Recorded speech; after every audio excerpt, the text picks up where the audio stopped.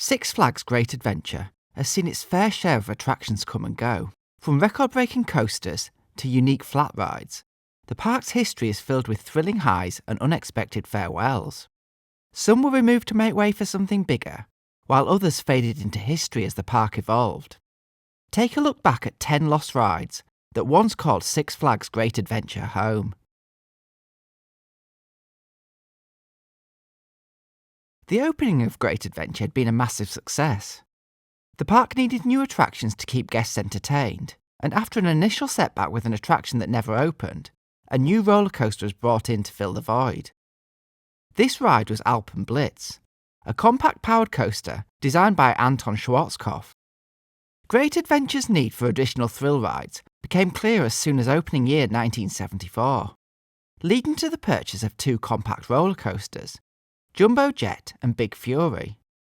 While Big Fury successfully opened, Jumbo Jet never operated due to technical difficulties. The ride was removed in 1975, leaving an empty space that needed to be filled. To replace it, the park acquired Alpen Blitz, a powered coaster that premiered in 1976 on the very spot where Jumbo Jet was meant to operate. Alpen Blitz was part of a broader expansion, which included the addition of Music Express and a new pathway connecting the fountain area to Funfair. Unlike most traditional roller coasters, Alpen Blitz used electric motors positioned at the front and back of the train to propel riders along the track rather than relying on gravity. This design allowed for a smooth and continuous ride experience, with riders racing through a twisted figure-8 layout. Alpen Blitz was positioned close to the park's newly relocated main entrance. Guests waiting were treated to the site of the bluish-grey track and white guide wires, forming a looping, twisting circuit. While it only reached a maximum height of 16.5 feet, the thrills on Alpen Blitz came from its rapid turns and fast-paced experience. The station was designed to resemble a Swiss chalet, reinforcing the ride's alpine theme.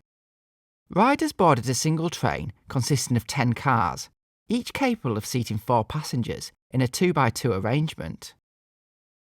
With the powered units at the front and back, the train emitted a distinctive hum as it raced along the track, completing multiple circuits per ride cycle. Despite its popularity, Alpen Blitz had a short lifespan. By 1977, Six Flags had purchased the park and was planning its next major thrill ride, Lightnin Loops, a groundbreaking twin-looping coaster set to open in 1978. With Lightnin Loops on the horizon, Alpen Blitz was deemed unnecessary, and its maintenance costs sealed its fate. After the 1978 season, the ride was dismantled and placed in storage near Lightnin Loops. The exact fate of Alpen Blitz remains unknown, with no record of where it was relocated or if it was ever reinstalled elsewhere. Six Flags Great Adventure introduced the Haunted House in 1978, a walk-through attraction designed to thrill guests with its eerie atmosphere. Originally intended as a temporary seasonal attraction, it was quickly deemed too popular, and a more permanent version was planned. After a successful test run, the Haunted Castle was permanently added to the park, with a medieval castle facade constructed as the entrance to the experience. The attraction was made up of 17 interconnected aluminium trailers, creating a complex maze-like layout. The rooms were filled with theatrical props, coffins, skeletons, and eerie sounds, designed to disorient and frighten visitors. Visitors would approach the castle facade and cross a drawbridge over a moat. Once inside, they wandered through dimly lit hallways. Actors dressed as mummies, vampires, and other ghoulish creatures would leap out from the shadows, startling guests. The haunted castle's maze-like corridors stretched 450 feet, with multiple twists and turns. The trailers were set up in 2 separate rows, with a central control trailer in between. During peak times, both sides of the attraction would be open to accommodate crowds, allowing the castle to serve thousands of visitors a day. Management considered Haunted Castle a back-burner attraction, one that didn't require the same kind of attention as the high-profile thrill rides. While the castle was one of the park's largest single-show attractions, it didn't have the same focus as newer cutting-edge rides. Unfortunately, that lack of maintenance and safety considerations would lead to tragedy. On May 11, 1984, a fire broke out at the haunted castle. Initially reported as a small incident, the situation quickly escalated. The fire consumed the attraction, trapping visitors inside. 8 teenagers lost their lives in the blaze. In the aftermath, the park faced severe scrutiny. Investigations revealed that safety measures such as sprinklers and fire alarms had been ignored, despite warnings from safety consultants. The loss of life and ensuing lawsuits would forever change the way Six Flags approached safety, haunted attractions, and public relations. With an additional $5.2 million worth of fire safety measures installed at the park. The haunted castle was ultimately removed from Great Adventure, and its location filled with the Autobahn bumper car attraction, and more recently Cyborg Cyber Spin.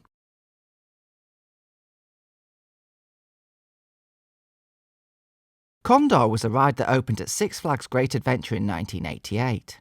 Its introduction was a significant point in the park's focus on expanding its family-friendly attractions.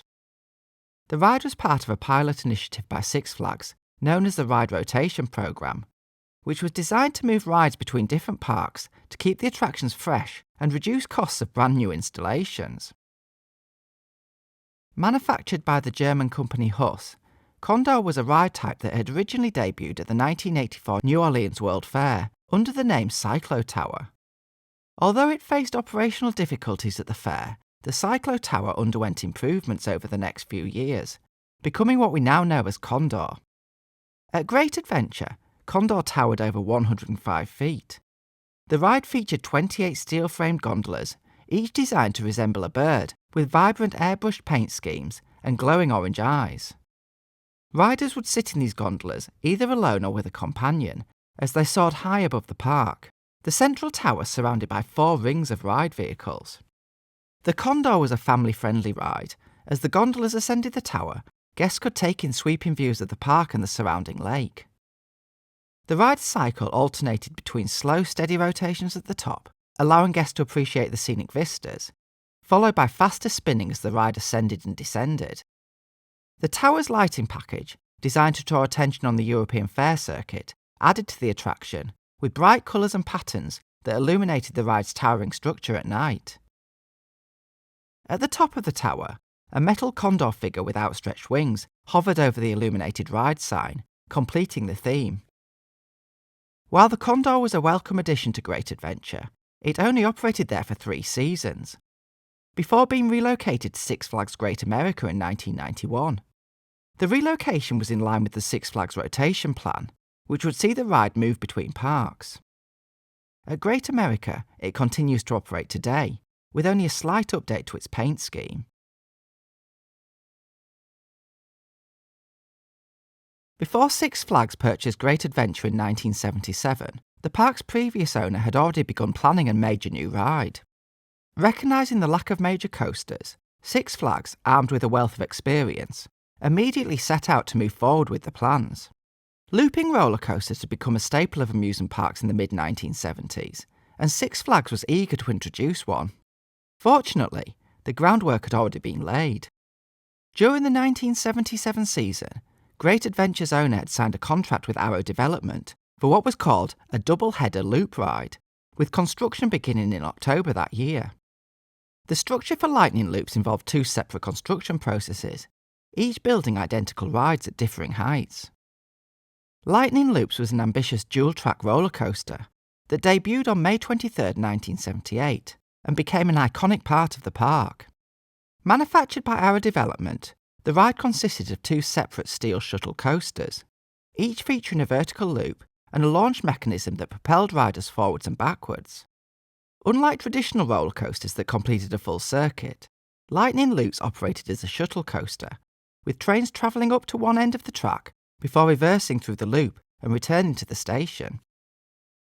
One of the ride's most striking features was its interlocking loops, the first of their kind in the world. Initially, the 2 coasters were synchronised, with trains launching simultaneously to create a thrilling near-miss effect. However, due to operational constraints, this effect was later discontinued, and each side operated independently. The experience began with riders climbing a tall staircase to reach the loading platform, as the station was elevated to accommodate the shuttle launch system. Once seated, riders were secured with over-the-shoulder restraints before the train was propelled forwards by a high-speed winch system. Electric motors at the ends of the track powered a steel cable, pulling a catch car behind the train to launch it down the hill at approximately 45 miles per hour. This gave the train enough momentum to navigate the vertical loop before climbing the opposite hill.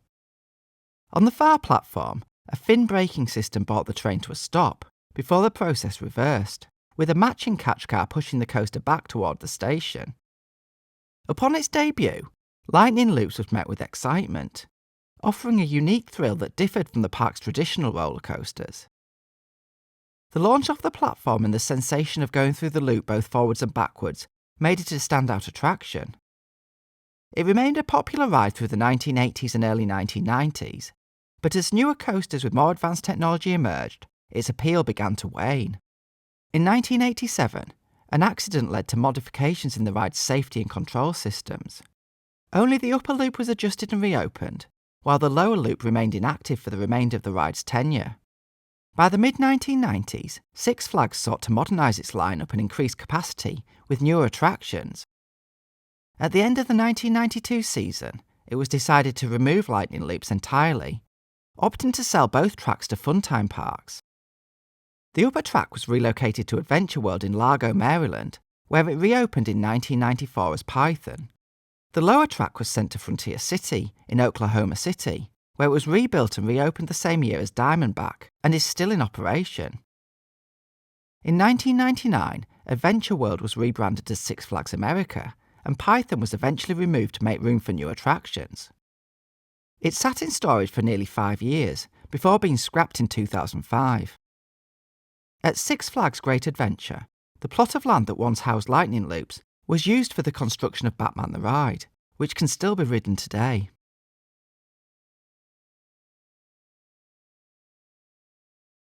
Freefall was a drop ride that opened at Six Flags Great Adventure in 1983. Designed by the Swiss company Intamin, Freefall was one of the first-generation drop tower rides, offering an exhilarating freefall experience that would make it a staple of theme parks for many years. When Six Flags Great Adventure first introduced Freefall in 1983, it was part of a wave of similar rides being installed at various Six Flags parks. Freefall debuted on March 31, 1983, quickly drawing large crowds and capturing the attention of the public. The ride was built on the site of several attractions that had been removed or relocated, including the Roto and a Tilt-A-Whirl that were distributed across the park. To promote the opening of the ride, Six Flags staged a promotion, where a stuntman jumped onto an airbag in New York Harbor, drawing media attention and heightening the excitement surrounding the ride. Freefall's opening season saw huge crowds, and guests eagerly waited in long lines for the chance to experience the ride. Would-be riders entered a pergola-covered queue that allowed them to watch the cars ascend the tower and drop. Once in the station, riders were secured into 4-passenger cars, with over-the-shoulder harnesses. Dispatch vehicles would advance backwards towards the lift tower. As it climbed rapidly to the top in just a few seconds, anticipation mounted, and vehicles moved forward into the drop shaft. The gondola would then hang briefly at the top before being released, sending riders plummeting 130 feet. The rapid drop created a sensation of weightlessness, offering riders one of the earliest true freefall experiences in an amusement park. The drop would curve outwards, leaving riders on their backs as they came to a stop. A mechanism then flipped gondolas upright before they returned to the station. While Freefall remained a popular attraction in the park, the ride underwent several transformations during its lifetime. In 1993, the area where Freefall was located was rethemed to Movietown, and the ride was renamed Stuntman's Freefall. The rebranding included a new industrial grey and blue colour scheme to match the area's new theme. In 1997, the area around Freefall underwent another significant change. The construction of Batman and Robin the Chiller led to the temporary closure of Stuntman's Freefall and the relocation of its entrance. By the turn of the millennium, Stuntman's Freefall had begun to show signs of age.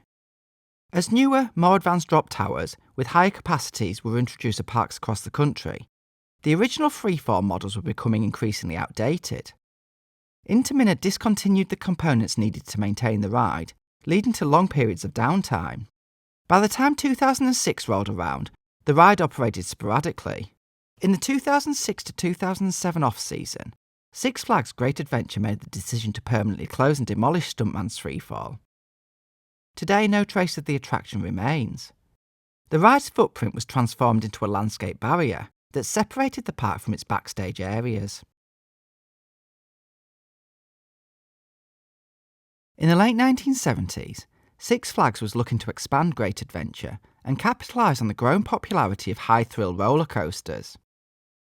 With the success of Lightnin Loops in 1978, the park aimed to expand its offerings with a ride that would bring a traditional wooden roller coaster to its lineup. The answer came in the form of Rolling Thunder, a classic racing wooden roller coaster that would become a staple of the park for over 3 decades. Rolling Thunder opened on June 6, 1979, as Six Flags Great Adventure's first wooden roller coaster. The ride featured 2 tracks, each stretching 3,200 feet long. Standing at 96 feet tall, it was the tallest and fastest ride in the park, reaching speeds of 56 miles per hour.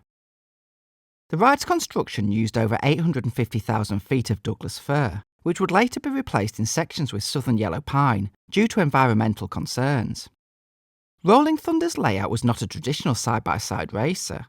While both tracks started with a 96-foot-tall lift hill, they quickly diverged after the first drop, with each track featuring its own unique set of hills and turns before reuniting near the final stretch.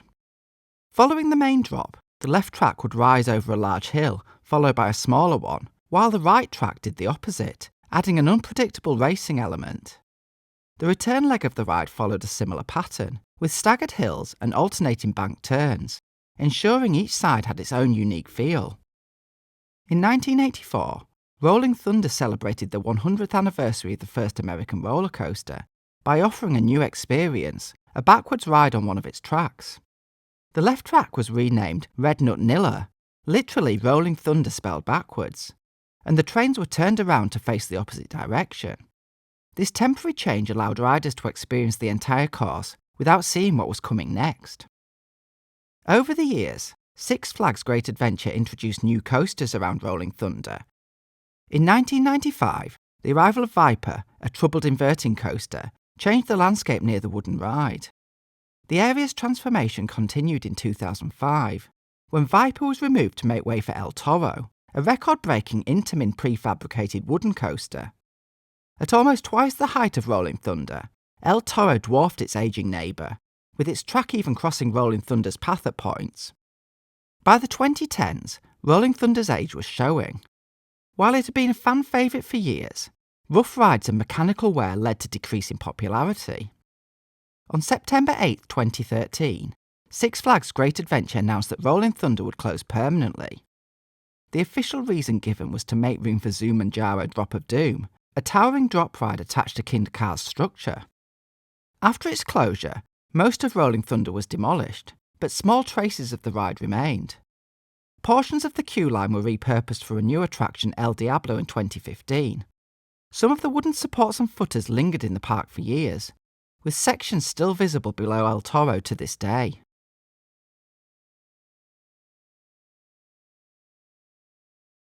Initially teased as Looping Dragon and marketed as a new roller coaster, El Diablo was a short-lived but memorable addition to Six Flags Great Adventure. Despite the park's promotional materials claiming it was the 13th coaster at the park, El Diablo was technically a flat ride, designed to give guests a thrilling experience in a compact footprint. On August 28, 2014, Six Flags originally announced the park would be adding Looping Dragon to its lineup in 2015. This ride, inspired by Asian themes, would be located between El Toro and Kingda Ka, in the Golden Kingdom area. However, plans soon changed. In January 2015, the ride was officially renamed El Diablo, and the location shifted to the Plaza del Carnaval area, directly next to El Toro, occupying the former site of Rolling Thunder's station, which had been dismantled during the 2013 to 2014 off-season. El Diablo opened to the public on May 14, 2015, just before Memorial Day, after a series of exclusive previews for season pass holders. Manufactured by Larson International, El Diablo was classified as a giant loop ride. These type of rides are common at fairs and carnivals worldwide, due to their low cost, ease of assembly, portability and compact footprint. On El Diablo, the train consisted of 24 seats, with riders facing one another. The ride began slowly, with the train rocking back and forth, gaining momentum until it completed a full 360-degree loop. At the top of the loop, riders experienced hang time before the train continued spinning for multiple revolutions. The fiery theming of El Diablo was a key element in its design. Flames lined the upper edge of the structure, and LED lights traced the loop. A massive devil statue was installed near the entrance, with glowing red eyes, black horns, and initially a smoke effect. While the ride was an exciting addition to the park, it didn't capture the long-term attention of many guests. It was often overshadowed by larger, more intense coasters, like the nearby El Toro and Kingda Ka, with the ride never really becoming a major draw. It also suffered from a slower load time and limited capacity. Near the end of 2018, El Diablo was quietly removed from the park's lineup. The flames that had once adorned the ride's loop were removed, and the attraction was gradually dismantled. By the time the park kicked off Holiday in the Park that November, El Diablo was gone. The attraction would eventually make its way to La Ronde. Rebranding as Chaos and opening there in 2019, the ride is still standing today. The devil statue, which had greeted guests at El Diablo's entrance, was repurposed for the New Jersey Devil Coaster at Great Adventure, greeting visitors as they enter the queue. In the 1970s, Six Flags introduced 3 massive parachute drop rides. The first 2, Texas Shootout at Six Flags Over Texas and the Great Gasp at Six Flags Over Georgia, debuted in 1976 at 200 feet tall and were instant hits. 2 years later, the tallest version yet, Sky Shooter, was constructed at Six Flags Over Mid-America in 1978, standing at a record-breaking 250 feet. The ride was a major draw, featuring 8 parachutes and an improved design that reduced operational issues. However, after just a few seasons, Six Flags opted to relocate the ride. In 1982, it was dismantled piece by piece and transported to Six Flags Great Adventure in New Jersey. This marked one of the first major ride relocations for Six Flags, a strategy that would become more common in the years to come. Parachuters Perch was built on the site of a former drainage pond in a newly renovated games area. The massive foundations required extensive site work, with 1,450 cubic yards of concrete and 51,000 pounds of reinforcing rods forming its base.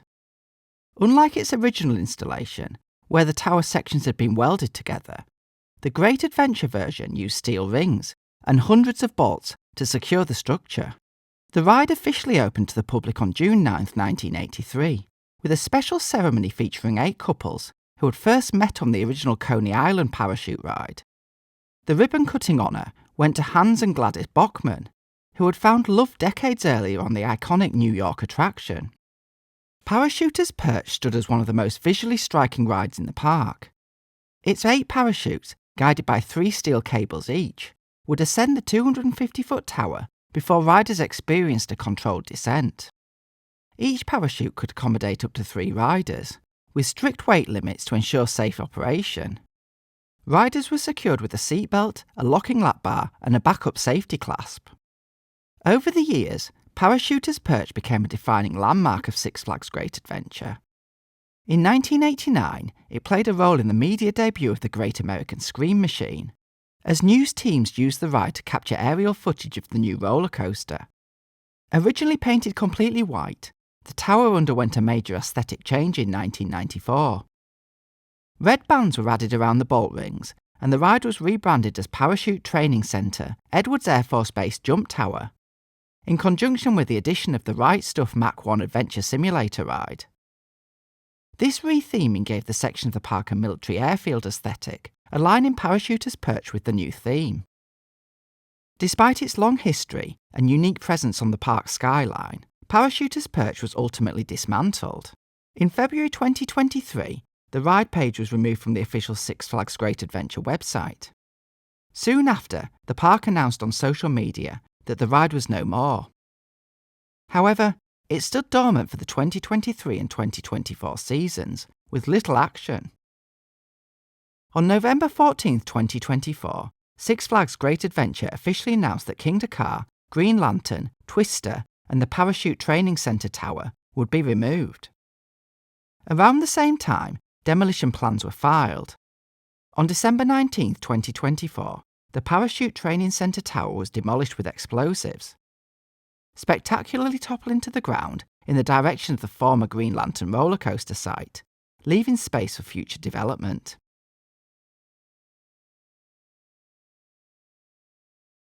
In 2018, Six Flags Great Adventure introduced a groundbreaking new thrill ride to its lineup, Cyborg Cyber Spin. Based on the DC Comics superhero Cyborg, the ride promised a high-tech, gravity-defying experience, unlike anything else in the world. Installed in the park's Metropolis section, it was the first tourbillon ride from ABC Rides, featuring a mesmerising gyroscopic design that spun riders in 3 different axes. In 2017, Six Flags announced plans to add the attraction to its newly revamped Metropolis area. This section of the park had previously been home to the iconic but problematic Batman and Robin the Chiller, a pair of launched roller coasters that had operated from 1997 until their closure in 2007. After sitting dormant for a decade, the space was repurposed for Justice League Battle for Metropolis, an interactive 3D dark ride that debuted in 2017. The following year, Six Flags expanded the area's lineup with Cyborg Cyber Spin. Construction of Cyborg Cyber Spin moved quickly, and on June 12, 2018, Six Flags Great Adventure Park President John Winkler officially opened the attraction. Winkler described it as a high-tech ride unlike anything you've ever ridden, and praised it as a perfect addition to the park's renowned ride collection. Towering 67 feet above the ground, the ride introduced its striking kinetic appeal to Metropolis, drawing in guests eager to experience its unique motion. The attraction featured a 24-passenger gondola suspended within 3 independently rotating frames. As the ride lifted off the ground, these frames spun in multiple directions simultaneously, creating a chaotic weightless sensation. Riders found themselves tumbling head over heels unpredictably, experiencing up to 3.5 Gs of force. The movement was fluid yet disorienting, delivering an intense, dizzying thrill that set it apart from traditional spinning rides. Despite its eye-catching presence and innovative ride experience, Cyborg Cyber Spin faced operational challenges. The complex motion of the ride, combined with mechanical issues, led to frequent downtime. Over time, Cyborg Cyber Spin struggled to maintain popularity. Whilst it was a visually impressive attraction, its intense, unpredictable spinning was not for everyone. Some guests found the ride too disorienting, while others were put off by its frequent closures. As a result, ridership declined, and Six Flags eventually decided to retire the attraction. Having given its last rides in 2023, by early 2025, Cyborg Cyber Spin was removed from the park, marking the end of its relatively brief tenure.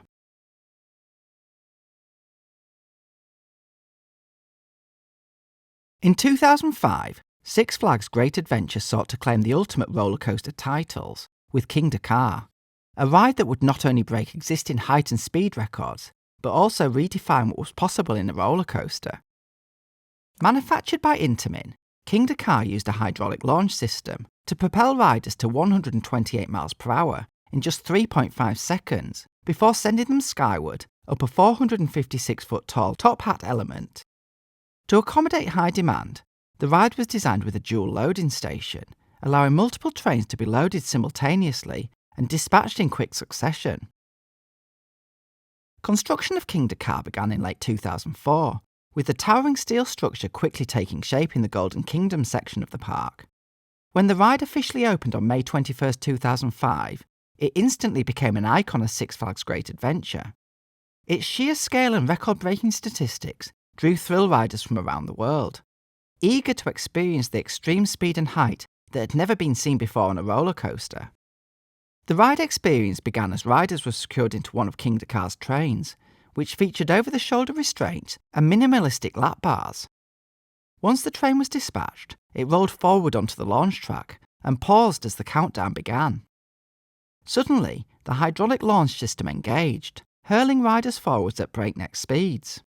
In seconds, the train soared up the 456-foot top hat, cresting the peak before plummeting back down in a twisting descent. The train then surged over an airtime hill before finally arriving back at the station. The entire ride lasted less than 30 seconds, but left riders breathless. While Kingda Ka remained a major attraction for years, it was not without its problems. The ride frequently suffered from downtime due to its complex launch system, and strong winds or technical issues could cause the ride to experience a rollback, where the train failed to complete the top hat and rolled back towards the launch area. Additionally, the intense launch put considerable stress on the ride's components, leading to prolonged maintenance periods. Over time, its reliability became a growing concern. Rumours of Kingda Ka's potential closure began circulating in the early 2020s, fueled by extended downtime and the emergence of newer record-breaking coasters. Finally, in November 2024, Six Flags Great Adventure made the official announcement: Kingda Ka would be permanently removed from the park. The decision marked the end of an era, as the once mighty record holder was dismantled, making space for the next chapter in the park's evolution. Amusement parks are always evolving, but the memories of past attractions never truly fade. Each of these rides brought excitement, laughter, and unforgettable moments to those who experienced them. While they may no longer stand, their legacy lives on in the stories of those who rode them and the impact they had on the history of Six Flags Great Adventure.